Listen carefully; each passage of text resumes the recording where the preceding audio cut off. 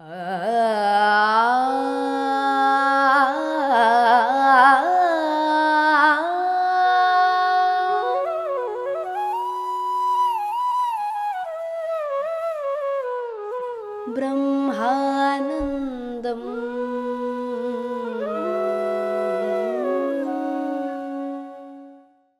नमस्कार दोस्तों, ब्रह्मानंदम शो में मैं आपका एक बार फिर हार्दिक स्वागत करती हूँ। आनंद कर्णेश जी द्वारा रचित A Thousand Seeds of Joy इस किताब से हम आपस में विवेक बांट रहे हैं दोस्तों। तो हम जिस अध्याय के जरिए गुजर रहे हैं दोस्तों, उसका नाम है राम और रावण, मेरे दोनों सोलमेट। तो हम पिछले कुछ एपिसोड से इस अध्याय के जरिए गुजर रहे हैं दोस्तों। यहाँ पर महालक्ष्मी जी ने, उस देवी माँ ने अपने सीता अवतार के बारे में हमें बहुत ही विस्तार से बताया और हमें ऐसी ऐसी बातें अवगत करा रही हैं जो हम अब तक नहीं जान पाए। तो दोस्तों आगे बढ़ते हैं। आनंद कर्णेश जी माँ से एक और प्रश्न पूछते हैं और वो इस प्रकार है। वो कहते हैं कि माँ, क्या रावण को हम जिस प्रकार जानते हैं, आपने हमें यही अभी बताया कि उसके पीछे कई रहस्य हैं, किसी आदमी को बुरा और भला नहीं कह सकते। तो आपके द्वारा रावण को और भी जानते हुए क्या हम ये कह सकते हैं कि रावण एक ऐसा व्यक्ति था जिसकी बहुत ही गहराइयाँ थी। हम रावण को एक दुष्ट आत्मा की तरह जानते और समझते हैं। क्या रावण की आत्मा इस पुरोगमन के मार्ग में आगे बढ़ चुकी थी, अर्थात क्या रावण की आत्मा इवॉल्व थी? तो दोस्तों आइए माँ का जवाब हम सुनते हैं।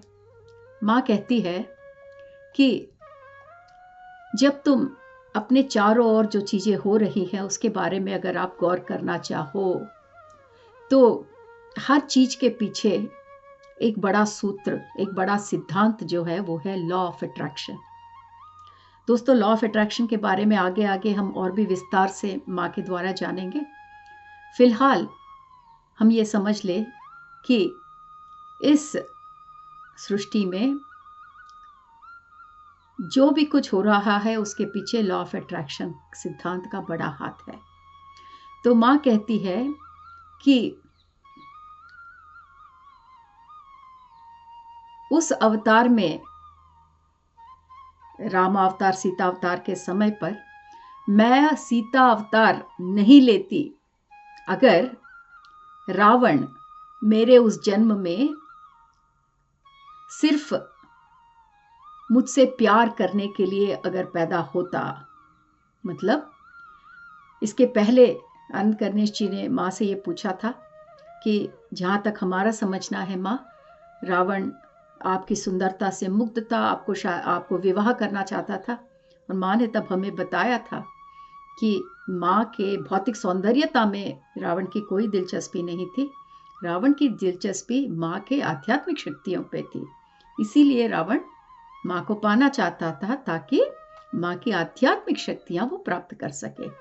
तो यहाँ माँ कह रही है, अगर सिर्फ वो भौतिक रूप से प्यार करने के लिए यही उसका जीवन परमार्थ था, तो हम दोनों एक साथ उस अवतार में जन्म नहीं लेते।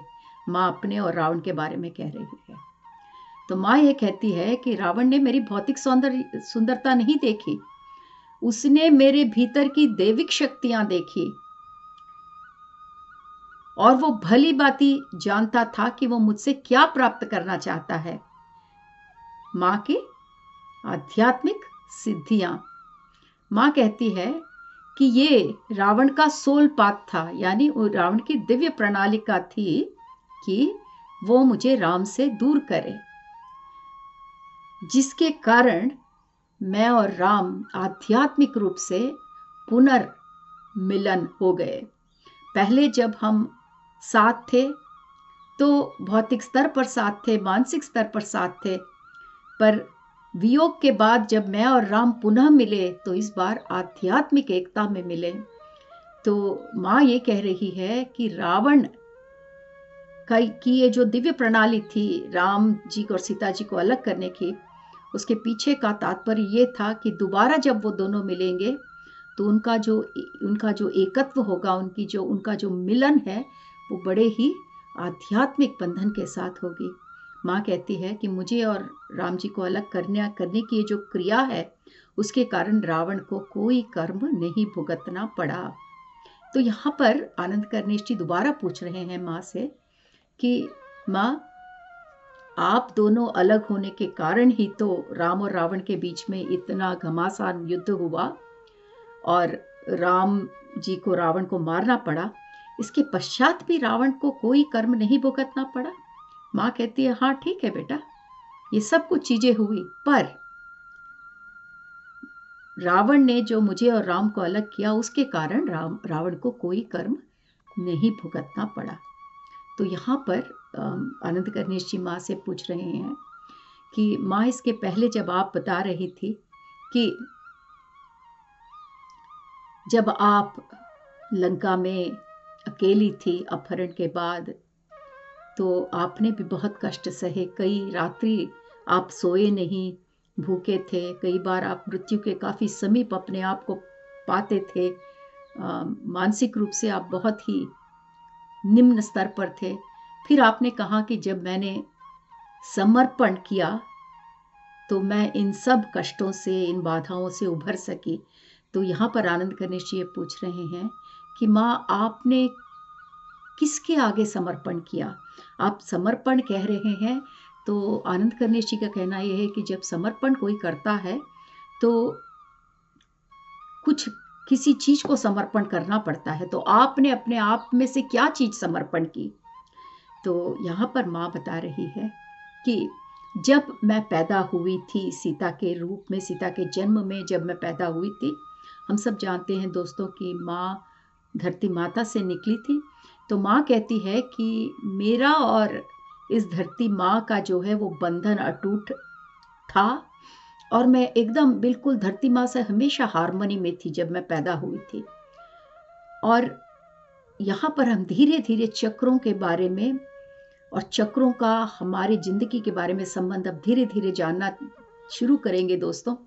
तो मेरा ये अनुग्रह है कि आप यहाँ से जो हम एपिसोड कंटिन्यू कर रहे हैं उसे ध्यान से सुनिए, क्योंकि ये सब एक दूसरे से जुड़े हुए हैं।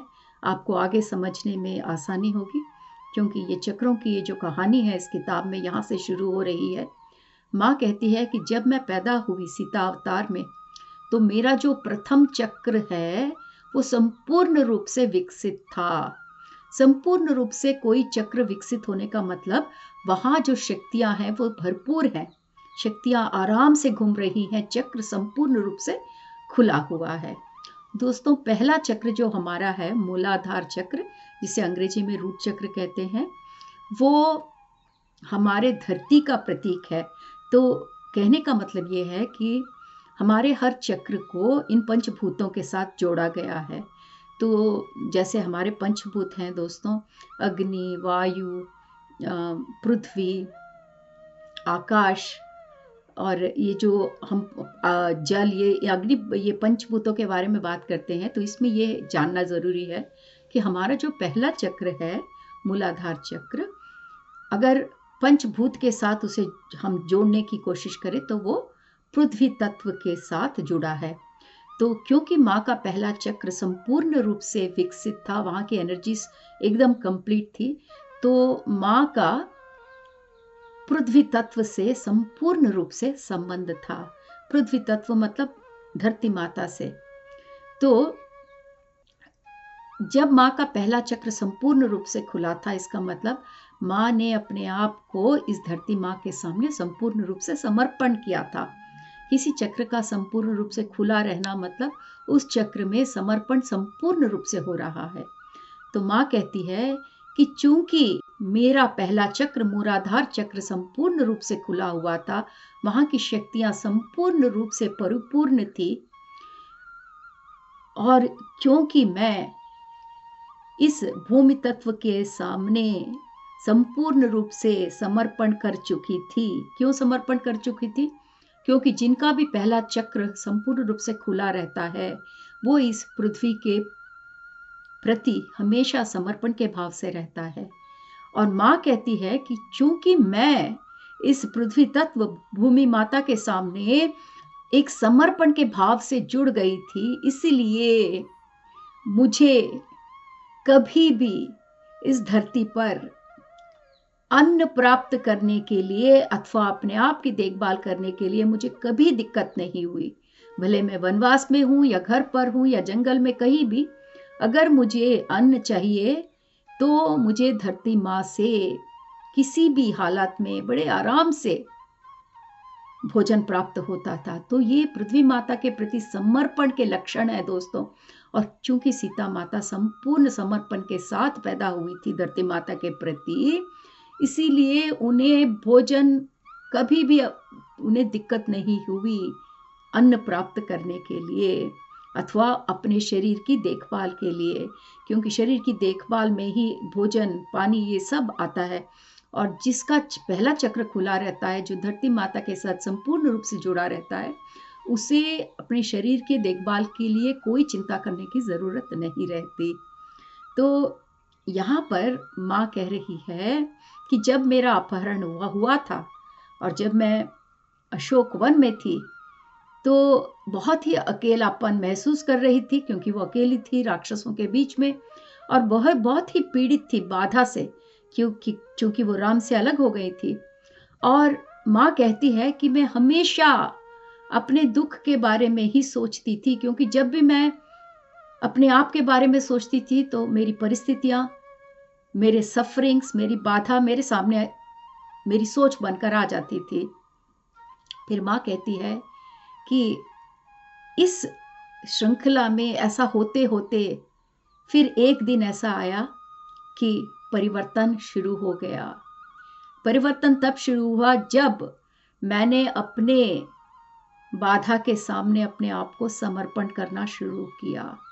जब तक मैं अपने आप को बेचारी बनती बनाती रही, जब तक मैं अपने आप को इन सोच से घिरा, किन सोचों से, अपने दुख की कहानियां बना के उसके सामने अपने आप को बेचारी बन कर रखती, तब तक मैं अकेलापन और पीड़ा महसूस करती रही। पर जब मैंने अपने सफरिंग के आगे अपने आप को समर्पण कर दिया, सफरिंग के आगे अपने आप को समर्पण करने का मतलब क्या है दोस्तों? इसका मतलब ये है कि माता ने एक्सेप्ट किया कि जो भी हो रहा है मेरे साथ ये क्षण, ठीक है, वो ठीक ही है।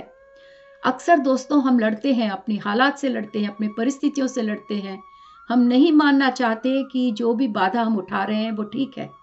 हमारा मन यही कहता है कि हमारे साथ गलत हो रहा है, ऐसा नहीं होना चाहिए।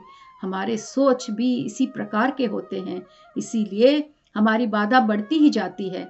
यहाँ पर माँ ने हमें ये सीख सिखाया कि परिवर्तन मेरी जिंदगी में तभी आया जब मैंने अपने आप को अपनी पीड़ा के आगे समर्पित कर दिया, और तब मेरी सोच बदलने लगी। तब तक मेरी सोच हाय बेचारी वाली सोच थी, पर वो सोच जैसा ही मैंने सफरिंग के आगे समर्पण शुरू किया, सफरिंग को एक्सेप्ट करना शुरू किया, तो मेरे सोच में जो परिवर्तन आया उसके कारण मेरे जिंदगी में प्रेम और आनंद धीरे धीरे प्रवेश करने लगे। और जैसे जैसे मेरे जिंदगी में प्रेम और आनंद की धारा बहने लगी, तो मैं उस प्रेम और आनंद के बारे में, उस प्रेम और आनंद की अनुभूति पर ध्यान करना शुरू किया। और धीरे धीरे मेरे जिंदगी की जो छोटी छोटी खुशियां जो आ रही थी, प्रेम और आनंद की खुशियां, मेरे सोच के परिवर्तन के कारण मैं धीरे धीरे उन आनंदों को बड़े कृतज्ञता के भाव से, उन छोटी छोटी खुशियों को अपनाना शुरू किया। और इस समर्पण के भाव में मेरे प्रकंपन, मेरी शक्ति की प्रकंपन धीरे धीरे बढ़ने लगी। मेरे शक्ति क्षेत्र के प्रकंपन धीरे धीरे बढ़ने लगे। और जैसे जैसे मेरे शक्ति क्षेत्र के प्रकंपन बढ़ने लगे, मेरे बढ़ते हुए प्रकंपन के कारण मैंने राम जी को अपनी ओर आकर्षित किया, और राम जी और मैं फिर एक साथ मिल गए। तो यहाँ पर यही लॉ ऑफ अट्रैक्शन है कि किस प्रकार माँ के बढ़ते हुए शक्ति क्षेत्र के प्रकंपन ने राम जी को सीता मैया की तरफ आकर्षित किया। अगर हम एक एक स्टेप पीछे जाए तो राम जी सीता जी के पास क्यों आ पाए? क्योंकि वो सीता मैया को ढूंढ पाए। क्यों? क्योंकि माँ के जो शक्ति क्षेत्र की प्रकंपन बढ़ रहे थे वो इतने स्ट्रांग थे कि वो माँ राम जी को अपने पास खींच के ले आए। उनके प्रकंपन क्यों बढ़ रहे थे? क्योंकि उन्होंने अपने जिंदगी में बाधाओं पर गौर करना छोड़कर अपने जिंदगी में जो छोटे छोटे झलक थे आनंद और प्रेम के, उस पर ध्यान देना शुरू किया, उस पर ध्यान करना शुरू किया, छोटे छोटे खुशियों पर ध्यान देना शुरू किया कृतज्ञता के साथ। और जैसे जैसे आप सकारात्मक भावों पर ध्यान देना शुरू करते हो तो आपके प्रकंपन बढ़ते हैं दोस्तों। और इस बदलाव के लिए माँ को समर्पण की जरूरत पड़ी। और किसके प्रति समर्पण? अपने हालातों के प्रति समर्पण, अपने बाधाओं के प्रति समर्पण। कितना अद्भुत वर्णन है दोस्तों। तो यहाँ जो मैंने लॉ ऑफ अट्रैक्शन की बात पहले कही थी, हमारे जिंदगियों में जो भी कुछ आता है दोस्तों, दुख सुख, सब लॉ ऑफ अट्रैक्शन की वजह से ही है। हमारे हालात हम खुद अपनी ओर आकर्षित करते हैं, अपनी ओर खींच कर ले आते हैं। कोई दूसरा रिस्पॉन्सिबल नहीं है, कोई जिम्मेदार नहीं है हमारे हालातों का। हमारे सोच के कारण, हमारे जीवन विधान के कारण जो प्रकंपन हम अपने शक्ति क्षेत्र में बढ़ाते हैं, वैसी ही चीजें अपनी ओर खींचती हुई चले आती हैं। इसे ही लॉ ऑफ अट्रैक्शन कहते हैं। तो अर्थात अगर आप जिंदगी में अच्छी चीजें अपनी ओर आकर्षित करना चाहे तो सकारात्मक भावनाओं से अपने अंदर की दुनिया को आपको भरना होगा। इन सकारात्मक भावनाएं आपके शक्ति क्षेत्र के प्रकंपन को बढ़ाती हैं और ये बढ़ती हुई प्रकंपन और भी सकारात्मक चीजों को आपकी जिंदगी में लेकर आती हैं। यही लॉ ऑफ अट्रैक्शन है दोस्तों। इतने सुंदर सुंदर तरीके से माँ ने लॉ ऑफ अट्रैक्शन हमें यहाँ पर समझाया। तो यहाँ पर आनंद गणेश जी माँ से पूछ रहे हैं कि माँ, आप तो अकेली थी, अशोक वन में थी, राक्षसों से घिरी हुई थी, इतना कुछ हो रहा था आपके साथ, आपकी जिंदगी सुखदायक तो नहीं थी भौतिक रूप से अगर हम देखें तो। ऐसा इतना कुछ होते हुए भी आपने अपने सोच में किस प्रकार परिवर्तन लेकर आए? आपने अपने सोच में किस प्रकार परिवर्तन किया? बहुत ही वैलिड क्वेश्चन है दोस्तों। हम कई बार यही सोचते हैं कि मेरी हालात ठीक नहीं है तो मेरी सोच कैसे सकारात्मक हो सकते हैं। और जब तक सोच सकारात्मक नहीं होगी आपके शक्ति क्षेत्र की प्रकंपनाएं नहीं बढ़ेंगी। और जब तक आपके शक्ति क्षेत्र की प्रकंपनाएं नहीं बढ़ेंगी तब तक आप कुछ अच्छा अपनी जिंदगी में आकर्षित नहीं कर सकते। यही तो है लॉ ऑफ अट्रैक्शन दोस्तों। तो आइए सुनते हैं माँ से कि किस प्रकार भौतिक रूप से इतने चुनौतियों से घिरे रहने के पश्चात माँ ने अपने सोच में परिवर्तन किस प्रकार माँ लेके आई। तो माँ कहती है कि हाँ बेटा, जो मेरे सोच थे, जब मैंने समर्पण किया, हालातों को समर्पण किया, तो मेरे जो सोच थे निस्सहाय दुखी सोच, वो आनंद के सोच में बदल गए।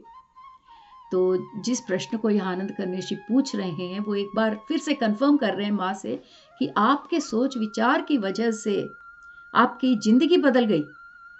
कि यहाँ पर आनंद गणेश जी को ये डाउट है कि आपकी परिस्थितियां, भौतिक परिस्थितियां बहुत ही मुश्किल थी, पर आपने अपने सोच में परिवर्तन लाके अपनी जिंदगी में किस प्रकार परिवर्तन किया।